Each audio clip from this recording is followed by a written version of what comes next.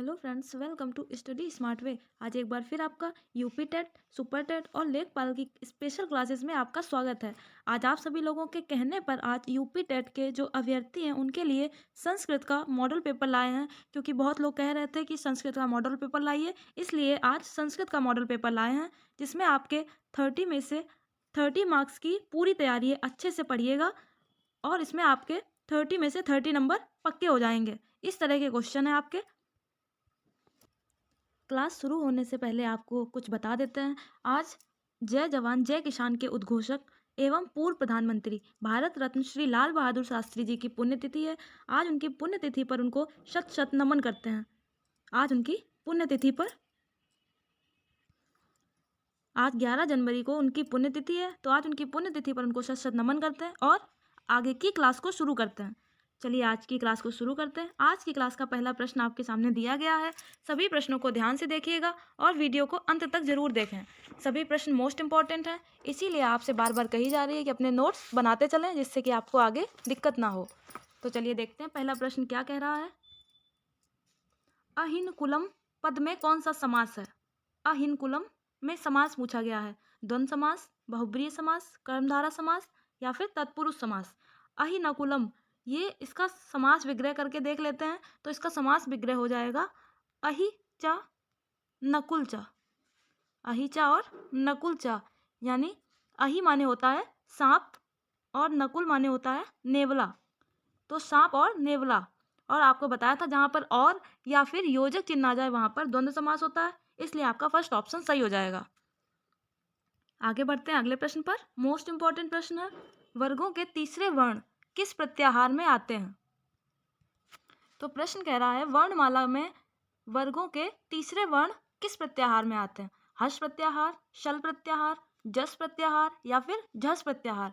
तो जो वर्गों के तीसरे वर्ण होते हैं वो जस प्रत्याहार में आते हैं। ये आपका थर्ड ऑप्शन सही हो जाएगा। इसमें जो जो वर्ण आते हैं वो आपको बताए दे रहे हैं। ज, ब, ग, ड और द, ये 5 वर्ण जस प्रत्याहार में आते हैं। और बाकी शल प्रत्याहार में श, श, श और ह आते हैं। ये शल प्रत्याहार में आते हैं। और ये झस प्रत्याहार में प्रत्येक वर्ग का जो चौथा वर्ण होता है वो झस प्रत्याहार में आता है। तो आप सभी लोग समझ गए होंगे, तीसरे वर्ण होते हैं वो जस प्रत्याहार में आते हैं। शल प्रत्याहार में श, श, श और ह आते हैं, और झस प्रत्याहार में प्रत्येक वर्ग का चौथा वर्ण आता है। चलिए आगे प्रश्न पर बढ़ते हैं। अगला प्रश्न देखते हैं क्या कह रहा है। माता गुरुतरा भूमे का हिंदी में अनुवाद क्या होगा? माता गुरुतरा भूमे, यहाँ पर गुरु से तात्पर्य शिक्षक से नहीं है बल्कि बड़े से है। गुरु मीन्स बड़ा। तो माता गुरुतरा भूमे, यानी अब आपके सामने ऑप्शन दिए गए हैं। माता भूमरी होती है, माता गुरु जैसी होती है, माता और गुरु भूमि जैसे होते हैं, और इनमें से कोई नहीं। तो आपको बता दिया कि यहाँ पर गुरु का अर्थ है बड़ा, और जिस ऑप्शन में बड़ा आ जाए वही आपका सही हो जाएगा, इसलिए ऑप्शन नंबर फर्स्ट सही हो जाता है। अगले प्रश्न की तरफ बढ़ते हैं। वीडियो पसंद आए तो लाइक जरूर करें और चैनल को सब्सक्राइब करना ना भूलें। अगला प्रश्न, संस्कृति पद में किस उपसर्ग का प्रयोग हुआ है? संस्कृति का संधि विच्छेद करके देख लेते हैं। तो इसका हो जाएगा सम प्लस कृति। तो यहाँ पर जो मूल शब्द है वो कृति हो जाएगा। कृति ये है मूल शब्द, और सम हो जाएगी उपसर्ग। सम ये उपसर्ग हो जाएगी और कृति मूल शब्द, और यहाँ पर सम उपसर्ग कहाँ दी गई है? तो ये थर्ड ऑप्शन में दी गई है, ये आपका सही हो जाएगा। अगला प्रश्न देखते हैं, संधि पद का विलोम क्या होगा? कई बार एग्जाम में पूछा जा चुका है ये प्रश्न, इसलिए मोस्ट इंपॉर्टेंट है। ऐसे प्रश्नों को गलत करने की कोशिश बिल्कुल मत करें। ध्यान से देखिएगा ये प्रश्न, संधि पद का विलोम क्या होगा? संधि का अर्थ होता है जोड़ना, और संधि का विलोम यानी अलग करना। तो आपके सामने ऑप्शन दिए गए, चलिए देखते हैं। जोड़, विग्रह, योग्यता या फिर अपशब्द। तो आपको बताया संधि का अर्थ होता है जोड़ना या मिलाना, और इसका विलोम हो जाएगा अलग करना, वो विग्रह। तो ये आपका सेकंड ऑप्शन सही हो जाएगा। आगे बढ़ते हैं अगले प्रश्न पर। पराजय पद में किस उपसर्ग का प्रयोग हुआ है? पराजय में पर, परा, पर, परि या इनमें से कोई नहीं। तो इसमें पूछा गया है कि पराजय में कौन सा उपसर्ग लगा है। तो इसको भी अलग करके देख लेते हैं। पराप्ला प्लस जय यानी पराजय। तो यहाँ पर परा उपसर्ग का प्रयोग हुआ, ये आपका सेकेंड ऑप्शन सही हो जाएगा। आगे बढ़ते हैं अगले प्रश्न पर। कुंभकारः पद में कौन सा समास है? कुंभकारः पद में समास पूछा गया है। द्वंद्व समास, बहुब्रीहि समास, तत्पुरुष समास या फिर कर्मधारय समास। तो इसका समास विग्रह करके देख लेते हैं। कुंभकारः यानी कि कुंभ को बनाने वाला, कुंभ यानी कि मिट्टी का घड़ा, कुंभ को बनाने वाला। तो यहाँ पर कुंभकार का समास विग्रह हो जाएगा कुंभ को बनाने वाला यानी कि मटकी को बनाने वाला। तो इसमें कौन सा समास होगा? द्वंद्व समास, बहुब्रीहि समास, तत्पुरुष समास या फिर कर्मधारय समास। तो यहाँ पर ये कारक चिन्ह आ गया है, इसलिए तत्पुरुष समास हो जाएगा। ये आपका थर्ड ऑप्शन सही हो जाएगा। यहाँ पर ये को जो है कर्ता ने कर्म को, तो ये को आपका कारक चिन्ह है, इसलिए थर्ड ऑप्शन सही हो जाएगा। आगे बढ़ते हैं अगले प्रश्न पर। अनंत का पर्यायवाची है। अनंत का पर्यायवाची, अनंत का अर्थ होता है जिसका अंत ना हो। अनंत यानी जिसका अंत ना हो। तो चलिए ऑप्शन देखते हैं। अपरिमित, अनभिज्ञ, अर्जित या फिर अनुपम। अनुपम का अर्थ होता है सुंदर। अर्जित मतलब होता है कमाया हुआ, कमाया हुआ अर्जित। अनभिज्ञ यानी कि जो जानता ना हो, मूर्ख। और अपरिमित जिसकी कोई सीमा ना हो यानी कि जिसका अंत ना हो। तो ये आपका फर्स्ट ऑप्शन सही हो जाएगा। अनंत का पर्यायवाची अपरिमित। आगे बढ़ते हैं अगले प्रश्न पर। कृपण शब्द है। कृपण कैसा शब्द है? कृपण को कहा जाता है कंजूस। कृपण को कंजूस कहा जाता है। तो ये किस तरह का शब्द है? अर्ध तत्सम, तत्सम, देशज या फिर तद्भव। तो ये कृपण तत्सम शब्द है क्योंकि ये संस्कृत से लिया गया है। ये आपका सेकेंड ऑप्शन सही हो जाएगा। और ये कंजूस तद्भव शब्द हो जाएगा। तो ये आपका सेकेंड ऑप्शन इसमें सही हो जाएगा। अगला प्रश्न देखते हैं। सभी प्रश्न मोस्ट इंपॉर्टेंट है, अच्छे से पढ़िएगा समझ कर, क्योंकि अब पेपर में ज़्यादा दिन बचे नहीं हैं और आपको पूरा रिवीजन करना है। तो देखते हैं। यूप दारू समास है। तो ये यूप दारू पद में समास पूछा गया है, कौन सा है? तृतीया, चतुर्थी, पंचमी या षष्ठी। इनके ये तत्पुरुष, तृतीया तत्पुरुष, सप्तमी चतुर्थी तत्पुरुष, पंचमी तत्पुरुष या फिर षष्ठी तत्पुरुष। तो इसमें कौन सा समास है? यूप दारू यानी कि यूप के लिए लकड़ी। यूप कहते हैं खूंटे को, खूंटे को यूप कहा जाता है। तो इसका समास विग्रह हो जाएगा खूंटे के लिए लकड़ी। तो जहाँ यहाँ पर आपको दिख रहा होगा के लिए यानी कि कारक चिन्ह। तो यहाँ पर यूप यानी कि खूंटे के लिए लकड़ी, इस पद में कौन सा समास है? तो यहाँ पर ये के लिए यानी कि कर्ता, यानी कि ये कारक चिन्ह हो जाएगा। अब कारक चिन्ह देख लेते हैं। कर्ता ने कर्म को कनट से संप्रदान के लिए, तो ये चौथे नंबर पर आया है संप्रदान के लिए। तो ये आपकी चतुर्थी तत्पुरुष हो जाएगा। सेकेंड ऑप्शन सही हो जाएगा। चलिए आगे बढ़ते हैं। अगर किसी को कोई प्रश्न नहीं समझ में आया या कुछ भी डाउट हो तो वो कमेंट बॉक्स में पूछ सकता है। अगला प्रश्न। प्रकृष्टम पद में किस उपसर्ग का प्रयोग किया गया है? प्रकृष्टम, प्रकृष्टम का अर्थ होता है प्रधान, प्रधान यानी उत्तम। और इसमें किस उपसर्ग का प्रयोग किया गया है? प्र, प्र, प्रकृ या फिर पा। तो यहाँ पर ये प्र उपसर्ग का प्रयोग किया गया है। ये आपका फर्स्ट ऑप्शन सही हो जाएगा। आगे बढ़ते हैं अगले प्रश्न पर। सच्चित पद में कौन सी संधि है? सच्चित का संधि विच्छेद करके देख लेते हैं। सत प्लस चित, सत प्लस चित बराबर सच्चित। तो यहाँ पर कौन सी संधि है? जसत्व, इश्चुत्व, अष्टुत्व या फिर विसर्ग। तो इनमें से कौन सी संधि है? तो ये आपकी इश्चुत्व संधि हो जाएगी। सेकेंड ऑप्शन सही हो जाएगा। आगे बढ़ते हैं अगले प्रश्न पर।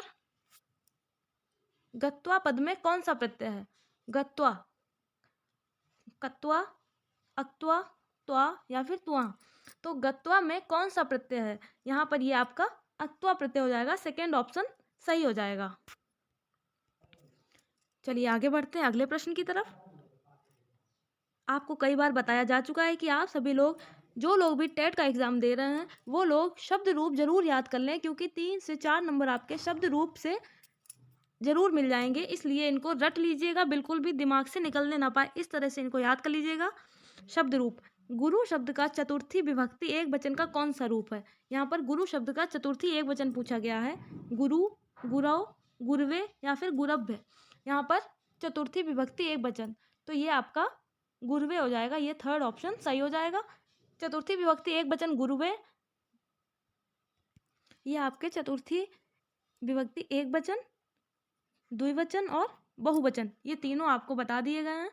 ये गुरुवे, गुरुभ्याम, गुरुभ्या, ये देख लीजिएगा इनको। आगे बढ़ते हैं अगले प्रश्न पर। नख छिन्नः में कौन सा समास है? नख छिन्नः, नख मीन्स होता है नाखून और छिन्न माने अलग होना। कर्मधारा, तत्पुरुष, द्विव समास या फिर द्वंद्व समास। तो यहाँ नाखूनों से अलग, तो जो से आपका आ रहा है वो कारक चिन्ह है, कारक चिन्ह है, तो यहाँ पर ये तत्पुरुष समास हो जाएगा। सेकेंड ऑप्शन सही हो जाएगा। आगे बढ़ते हैं अगले प्रश्न की तरफ। अगला प्रश्न देखते हैं क्या कह रहा है। अपि अव्यय का क्या अर्थ है? अपि शब्द का अर्थ पूछा गया है। भी, तो, पर, है, तो इसमें अपि शब्द का क्या अर्थ होगा? अपि का अर्थ होता है भी, तो ये आपका फर्स्ट ऑप्शन सही हो जाएगा। इसका अर्थ भी होता है और ही भी होता है। तो यहाँ जहाँ अगर भी की जगह पर ही आए तो आप उसको सही कर सकते हैं बिना किसी डाउट के। आगे बढ़ते हैं अगले प्रश्न पर। मोस्ट इंपॉर्टेंट प्रश्न है, नवोढ़ा पद में कौन सी संधि है? नवोढ़ा, नवोढ़ा का अर्थ होता है नवविवाहित, नवविवाहित इसका अर्थ होता है। और इसमें कौन सी संधि है? पहले इसका संधि विच्छेद करके देख लेते हैं। नव प्लस ऊढ़ा यानी कि नवोढ़ा। यड़ संधि, दीर्घ संधि, अयादि संधि या फिर गुण संधि। तो ये आपकी गुण संधि हो जाएगी। फोर्थ ऑप्शन सही हो जाएगा। आगे बढ़ते हैं अगले प्रश्न पर। मोक्ष पद का विलोम बताइए, क्या होगा? मोक्ष पद का विलोम शब्द पूछा गया है। बंधन, वमन, वचन या फिर मनन। मोक्ष का अर्थ होता है मुक्ति और मुक्ति का विलोम हो जाएगा बंधन, तो ये आपका फर्स्ट ऑप्शन सही हो जाएगा। अगला प्रश्न, उभयता का अर्थ क्या होगा? उभयता, एक ओर, दूसरी ओर, दोनों ओर, चारों ओर। इस तरह का एक और प्रश्न आपको बताया गया था पिछली क्लास में। जिन्होंने भी वो नहीं देखी है वो देख लीजिएगा। इस तरह के प्रश्नों से जरूर एग्जाम में पूछा जाता है, तो इनको ध्यान से देखिएगा और बहुत ज़्यादा कन्फ्यूजन होता है। उभयता का अर्थ क्या होगा? तो उभयता मीन्स होता है दोनों ओर, तो ये आपका थर्ड ऑप्शन सही हो जाएगा।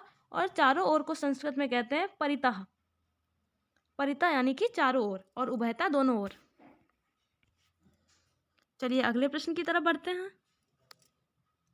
खलह पद का विलोम शब्द क्या होगा? खल, खल यानी कि दुष्ट। खल का अर्थ होता है दुष्ट और इसका विलोम खली, साधु, उदार या फिर भावुक। तो खल का अपोजिट हो जाएगा साधु। ये आपका सेकेंड ऑप्शन सही हो जाएगा। अगला प्रश्न, ये प्रश्न भी कई बार आ चुका है, मोस्ट इंपॉर्टेंट है ये, इसको नोट कर लीजिएगा, याद कर लीजिएगा। श्रीष पद में कौन सी संधि है? गुण संधि, अयादि संधि, दीर्घ संधि या फिर वृद्धि संधि। श्रीष का संधि विच्छेद करके देखते हैं। श्री प्लस ईस, श्री प्लस ईस, इसका श्रीष का अर्थ होता है भगवान विष्णु। श्री का अर्थ होता है लक्ष्मी यानी धन, और ईस माने भगवान, तो वो भगवान विष्णु का पर्यायवाची है ये श्रीष। और यहाँ पर कौन सी संधि है? तो ये दीर्घ संधि हो जाएगी। आपका थर्ड ऑप्शन सही हो जाएगा। आगे बढ़ते हैं अगले प्रश्न पर। बालकाय मोदकम रोचते, वाक्य में विभक्ति का प्रयोग किया गया है। बालकाय मोदकम रोचते, इसमें कौन सी विभक्ति है? बालकाय में तृतीया, चतुर्थी, पंचमी या फिर षष्ठी। बालकाय में चतुर्थी विभक्ति हो जाएगी। आपका सेकेंड ऑप्शन सही हो जाएगा। इसके और आपको रूप बताए देते हैं। तो आपके सामने ये बालक के चतुर्थी विभक्ति के एक वचन बालकाय, द्विवचन बालकाभ्याम और बहुवचन बालकेभ्या, बालकाय, बालकाभ्याम, बालकेभ्या। तो ये चतुर्थी विभक्ति के आपको तीनों वचन बता दिए गए हैं। चलिए आगे बढ़ते हैं अगले प्रश्न पर। विशिष्ट पद में किस उपसर्ग का प्रयोग हुआ है? विशिष्ट में उपसर्ग पूछा गया है, तो ये इसको पहले अलग करके देख लेते हैं। वी प्लस इष्ट। अब उपसर्ग तो आपका पहले लगता है, यानी कि यहाँ पर वी उपसर्ग लगा है। ऑप्शन में देख लीजिए कहाँ पर वी है, तो ये आपका थर्ड ऑप्शन सही हो जाएगा।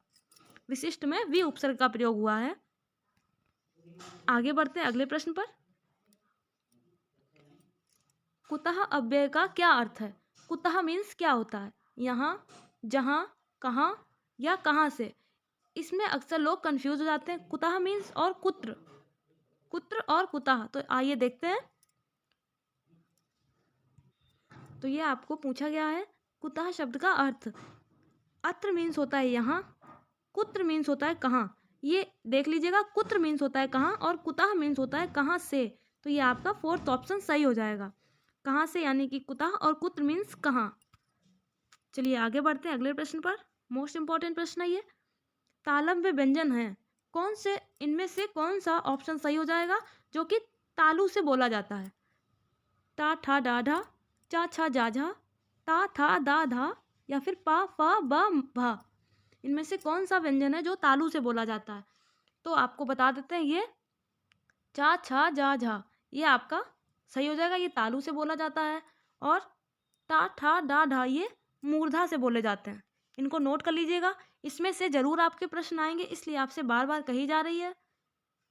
अगला देखते हैं। ता था दा धा ये दंत से बोले जाते हैं, और पा फा बा भा ये ओष्ठ से बोले जाते हैं। तो इनको नोट कर लीजिएगा कहीं पर, जिससे कि आपको एग्जाम टाइम याद रहे। आगे बढ़ते हैं अगले प्रश्न पर। प्राचीन का विलोम शब्द। प्राचीन मीन्स होता है पुराना, और पुराना का विलोम हो जाएगा नया। तो यहाँ पर देखते हैं नया शब्द किस कहाँ पर है। दूरस्थ, अर्वाचीन, विराग, या फिर बहिरंग। तो नया यानी कि अर्वाचीन, ये आपका सेकेंड ऑप्शन सही हो जाएगा। प्राचीन का विलोम हो जाएगा अर्वाचीन।